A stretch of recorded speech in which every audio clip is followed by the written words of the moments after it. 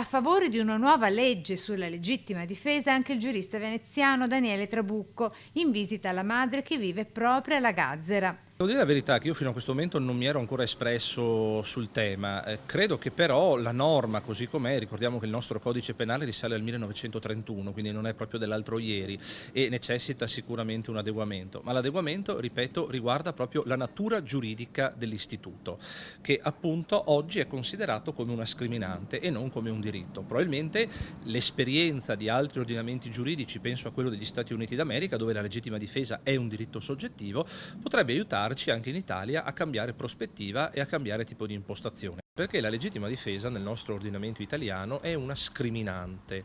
Cioè che cosa vuol dire? Vuol dire che è una causa oggettiva di esclusione della configurabilità del reato, non è un diritto soggettivo.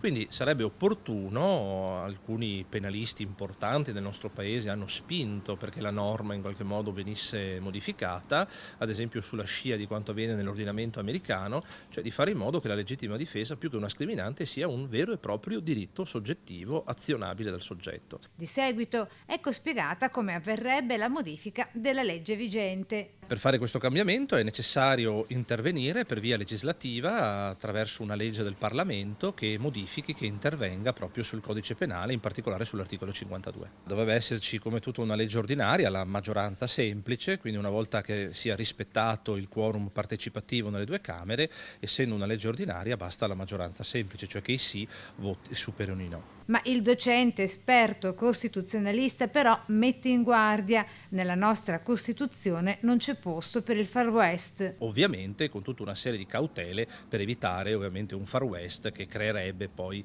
una situazione di incontrollabile anche proprio sotto il profilo dell'ordine pubblico.